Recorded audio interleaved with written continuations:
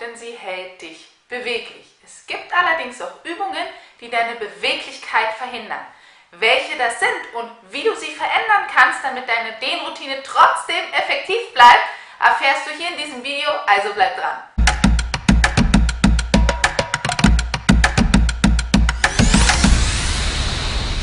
Eines muss vorweg klar sein, es gibt keine falschen Übungen.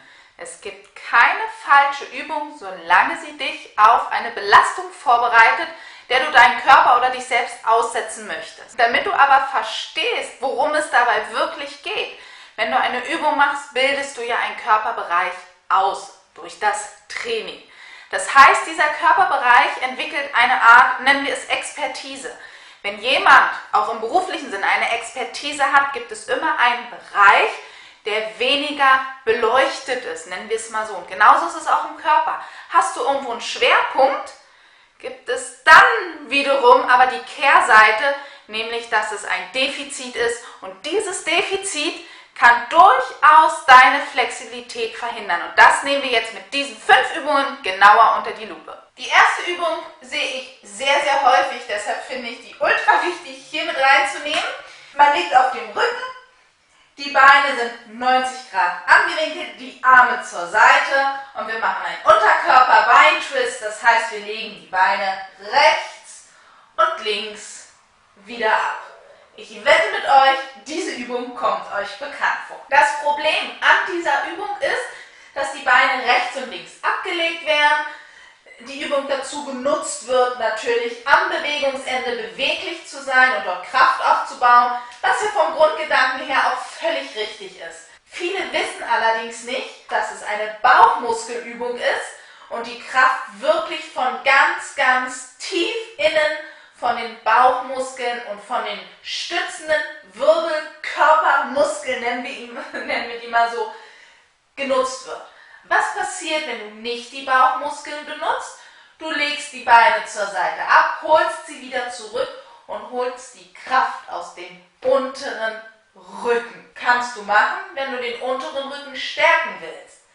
Der Clou allerdings an der Sache ist, der untere Rücken ist so dermaßen funktional mit der Hüfte verbunden, dass wenn das stark und fest ist, überträgt sich die Festigkeit auf den ganzen Bereich in alle möglichen Richtungen einschränken. Wie du die Übung verändern kannst. Du kannst vor allem die Beine aufstellen, Bauchnabel nach innen ziehen, hier die ganze Kraft rausholen und die Beine oder die Knie nur so weit ablegen, wie du das hier halten kannst.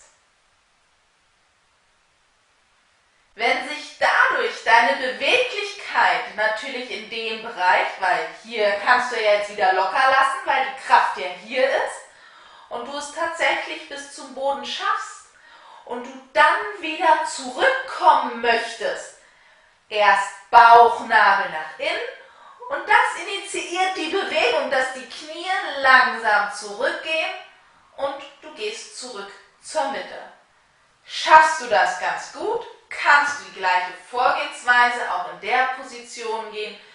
Du gehst nur so weit, wie du das hier halten kannst. Und du wirst überrascht sein, wie wenig weit du kommst. Auf zur nächsten Übung. Sieht gut aus, ne? Wir trainieren die Abduktoren. Okay, Leute. So wie ich diese Übung gerade mache, trainiere ich nichts anderes, außer hier diesen schön empfindlichen seitlichen Muskel.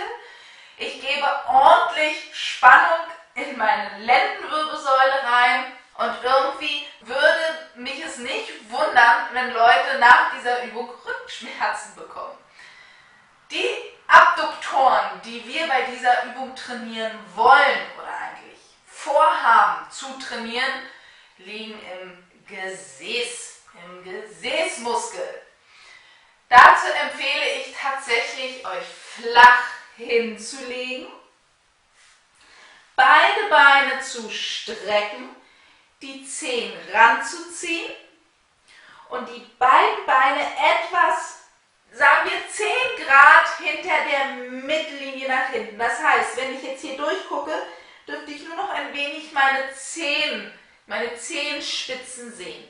Mit meiner oberen Hand stütze ich mich auf und neige mich etwas schräg nach vorne. Jetzt, um die Lendenwirbelsäule zu entlasten, ziehe ich mein oberes Bein raus und hebe es an. Wenn mein Bein jetzt oben ist, kann ich ja mal ein bisschen schmulen und es muss minimal hinter der Mittellinie sein. Und durch diese Übung ist es permanent rausgezogen, um die Lendenwirbelsäule zu entlasten. Ihr stützt euch auf, durch das leicht schräg nach vorne habt ihr natürlich auch eine Bauchmuskelstärkung in dieser Übung mit drin.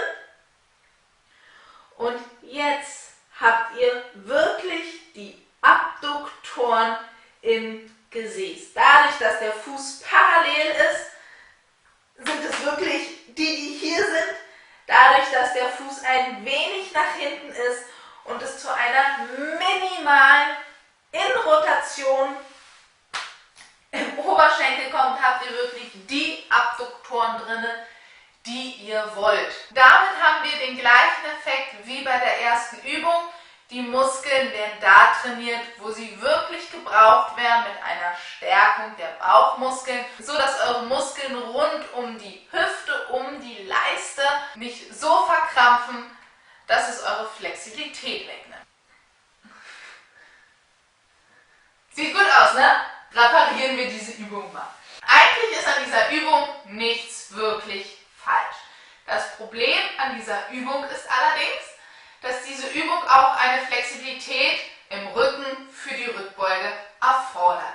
Und da ist bei den meisten Fällen immer ein Ungleichgewicht zwischen der Flexibilität im unteren Rückenbereich und der Flexibilität hier zwischen den Schultern. Wenn diese Übung also nicht sauber ausgeführt wird, kann es wirklich wieder zu einem erhöhten Stress im unteren Bereich kommen, kann ein Hohlkreuz begünstigen, kann Rückenschmerzen verursachen und alles Mögliche sonst, was sowieso damit zu tun hat. Und wenn ihr neugierig seid, wie ein Hohlkreuz eure Hüftflexibilität und euren Spagat beeinflussen kann, erfahrt ihr hier in diesem Video. Wichtig vor allem ist, dass ihr das langsam macht. Wichtig ist auch, dass eure Füße am Boden sind. Ihr habt die Möglichkeit, eure Beine ein bisschen breiter zu nehmen. Damit habt ihr oftmals hier im Hüftbereich es leichter. Ich empfehle euch, die Hände hinten zusammenzunehmen. Die Schulterblätter hinten zusammen. Bauchnabel nach innen und dann hochzukommen. Wie ihr seht, es geht gar nicht mehr so weit hoch. Und wieder zurück. Bauchnabel nach innen, Schulterblätter zusammen und nach oben. Und nach oben. Wichtig zu wissen an dieser ganzen Sache ist, dass wenn der Körper eine gleichmäßige Kraftverteilung hat, hat er somit keinen Schwerpunkt und dieser Schwerpunkt kann euch dann nicht zwischengrätschen und eure Flexibilität in dem Sinne verhindern. Quasi, wenn ihr das macht, wie wir schon gezeigt haben und sich die ganze Spannung hier konzentriert, haben wir wieder den gleichen Effekt wie bei Übung 1. Hanteltraining. Für mich heute mit Smoothies. Seitheben kennt jeder, der an seinen definierten Arm arbeiten möchte oder ordentlich Kraft im Arm-Schulterbereich aufbauen möchte. Dass dieses Seitheben nicht an deiner Flexibilität in deinen Schultern knabbert, gebe ich dir zwei Korrekturen. A, weniger Gewicht und B, einen anderen Bewegungsauftrag. Wenn du beim Seitheben zu viel Gewicht verwendest, ist dein Körper ziemlich schlau und holt die Kraft aus den großen Muskeln, um die Bewegung natürlich durchzuführen. Das ist in dem Falle der große Trapeziusmuskel. Ihr müsst euch mal den Spaß machen und im Fitnessstudio mal zu den harten Jungs gehen, also die wirklich schwere Gewichte beim Seitheben nutzen. Also beim Bodybuilding ist das ja gewollt, denn die heben meistens erst leicht die Schultern und dann die Arme. Die bauen das hier natürlich ordentlich auf, weil es beim Bodybuilding schick ist, weil es beim Bodybuilding gebraucht wird. Für uns ist es aber nicht wirklich wichtig, es sei denn, du stehst du auch. Nein, für uns ist es nicht wirklich wichtig, denn wir wollen ja starke definierte Arme, aber unsere Flexibilität behalten. Deshalb weniger Gewichte. Der Bewegungsauftrag ist nicht die Arme einfach zur Seite heben, sondern Schultern nach unten lassen und die Arme dann zur Seite anheben. Ihr werdet möglicherweise ab einem Winkel von 45 Grad es hier rechts und links an den Armen spüren. Dann könnt ihr sicher sein, dann macht er das richtig. Bis 90 Grad und wieder zurück. Die Schultern sind die ganze Zeit unten. Dadurch schaltet ihr nämlich den aus. Zusätzlich beim Seitheben im klassischen Sinne werden die Arme tatsächlich an der Seite angehoben. Hier empfehle ich euch einen leichten 30 Grad Winkel nach vorne zu nehmen. Dadurch ist die Schulter in einer Art Ruheposition. Die Muskeln arbeiten in der Position quasi so viel wie nötig, aber so wenig wie möglich. Dadurch hast du keine zusätzliche Spannung in den Abduktoren, in den Rotatoren und so weiter und so fort. Und du kannst die Bewegung durchführen, ohne dass es zu einer Verspannung kommt, damit deine Schulterflexibilität erhalten bleibt. Möchtest du mehr noch an deiner Schulterflexibilität arbeiten, habe ich hier ein Video für dich. Da kannst du gerne mal vorbeischauen. Die nächste Übung ist genauso bekannt und ich muss zugeben, sehe ich tatsächlich nicht nur bei Frauen. Die typischen Squats.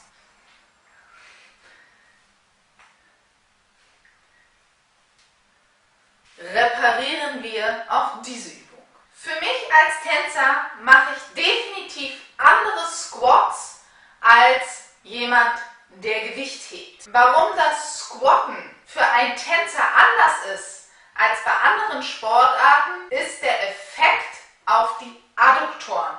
Und wer an einem Spagat übt, braucht definitiv weniger gestresste Adduktoren. Habe ich meine Beine etwas breiter als hüftbreit und gehe in den Squat, habe ich eher die Tendenz, dass meine Knie nach innen gehen. Somit habe ich Stress auf die Adduktoren, Stress. Ich habe eigentlich im ganzen Bein Stress, wenn ich das wirklich mit Gewichten mehrmals in der Woche mit mehrmals Wiederholungen mache. Deshalb ist meine Ausgangsstellung als Tänzer anders. Ich schließe meine Füße, platziere sie unter meinen Hüftgelenken. Die Füße sind ungefähr faustbreit auseinander und ich gehe in einen tiefen Squat und kann zusehen, wie meine Knie parallel direkt über meinen Füßen ist. Der Po geht dabei weit nach hinten und ich habe wirklich wenig Stress auf meine Adduktoren. Und wenn ich das in meinem Warm-up mache, habe ich definitiv keine Probleme danach, an meiner Grätsche zu arbeiten. Die zweite Squat-Variante, die ich als Tänzer sehr effektiv finde, ist eine große Zweite einzunehmen. Das heißt, die Füße bilden ein weites V. Die Füße sind wesentlich breiter oder die Füße stehen wesentlich breiter als hüftbreit auseinander. Ich gehe in ein tiefes Plie, die Knie gehen nach hinten, die Fersen gehen nach vorne. Ich mache das mal von der Seite. Und mein Oberkörper bleibt gerade. Durch den Bewegungsauftrag drehe ich natürlich meine Beine nach außen, auswärts. Und ich habe eine ganz andere Spannung in den Beinen als bei diesen, ich nenne sie mal sportlichen Squats. Beide Squat-Arten sind schonend für die Adduktoren und helfen dir dabei natürlich in einem Männerspagat oder in jeglichen anderen Spagat. Wenn du gerade an deinem Männerspagat arbeitest, habe ich auch hier wieder ein schönes Video für dich. Vielleicht gibt es ja für dich im Körper irgendeinen Bereich, wo du nicht weiterkommst. Schreib es mir unten in die Kommentare. Ansonsten hoffe ich, dass dir dieses Video gefallen hat. Wenn dir mein Kanal gefällt, vergiss nicht zu abonnieren. Ich freue mich definitiv, wenn wenn wir uns das nächste Mal wiedersehen.